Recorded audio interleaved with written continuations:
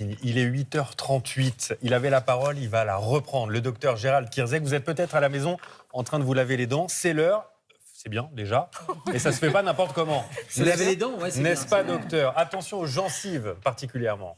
Ben oui, puis on voit beaucoup de spots télévisés, notamment sur France Télévisions, avec changer de dentifrice, attention au saignement. Et je me suis dit, bah tiens, ces pubs, finalement, c'est des pubs de santé publique. Parce que regardez l'effet domino. Il y a cette pub-là qui est assez marrante et qui dit attention, avec le saignement dentaire, avec de la plaque dentaire, c'est une mauvaise haleine. Et puis en cascade, vous allez avoir un certain nombre d'effets secondaires, et notamment un déchaussement, un saignement des gencives, un déchaussement des dents. Et tout ça arrive effectivement en cascade. Et c'est un message d'alerte finalement qui est un bon message. Alors oui, il y a changé le dentifrice, mais aussi il y a des petites choses à faire avant, parce que c'est une maladie qu'on connaît peu, c'est ce qu'on appelle la maladie du parodonte. En fait, on connaît la dent, mais la dent, elle est tenue par du tissu autour, hein. Tout ce qui est rouge, c'est la gencive, et cette gencive, elle peut s'abîmer, et sous la gencive, qu'est-ce qu'il y a? Il y a de l'os. Et la dent, la gencive et l'os, ça forme un tout. Et quand on parle d'hygiène bucco-dentaire, on devrait prendre en compte tout ça, parce que effectivement, on risque d'avoir un effet domino si on néglige, parce que le tissu de soutien de la dent, au bout d'un moment, quand il ne soutient plus, c'est la dent qui tombe.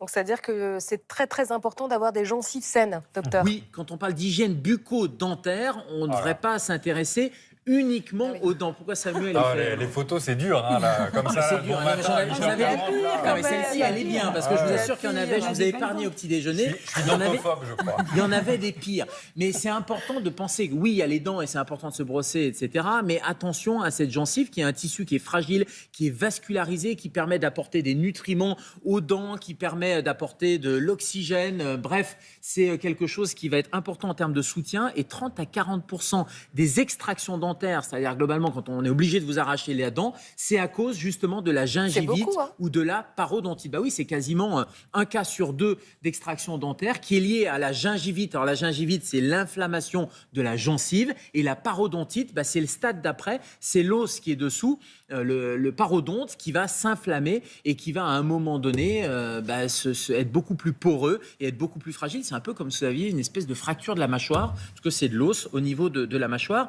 Alors ces maladies, non seulement c'est mauvais pour les dents et ça peut causer une extraction dentaire ou la dent qui va se déchausser, mais c'est mauvais pour tout le corps. Et on sait que les bactéries, la fameuse plaque dentaire, là aussi dont on entend parler, ça a des répercussions sur plein de choses. On est en période de sport, de JO. Les sportifs sont très attentifs à leurs dents, parce qu'on sait que les bactéries peuvent se mettre au niveau des articulations, par exemple, diminuer les performances sportives, mais ça a des conséquences au niveau du cœur, au niveau des valves cardiaques, au niveau des reins, au niveau des poumons, au niveau des sinus aussi. Bref, une bonne santé bucco-dentaire, c'est bien pour la bouche, mais c'est bien pour l'ensemble du corps. Et le premier signal d'alerte, ce sont donc les saignements?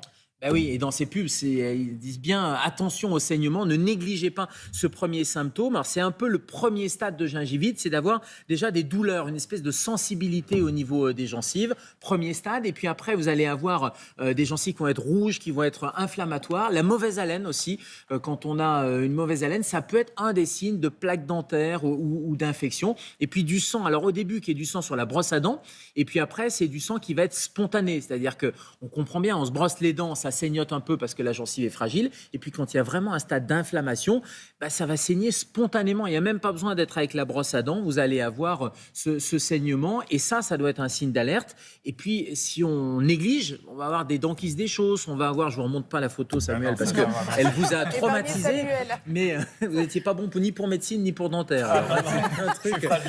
On voit en fait qu'il y a un espace entre la dent et la gencive, et puis tout ça va faire que la dent va être un petit peu mobile, et puis on arrive parfois à des catastrophes dentaires. Mais on peut freiner l'évolution, et c'est ça la bonne nouvelle. Alors, changer de dentifrice, comme ça on va aller dans le sens des pubs, ça peut être effectivement une bonne idée. Il y a des dentifrices qui sont plus protecteurs que d'autres. Surtout, on continue à se brosser les dents, parce que parfois on a tendance à dire « Ah si ça saigne ». Il y a des gens qui se brossent les dents. Mais moi j'ai envie d'arrêter quand je vois que je vais perdre mes dents. Mais non, au contraire, brossez-vous les dents.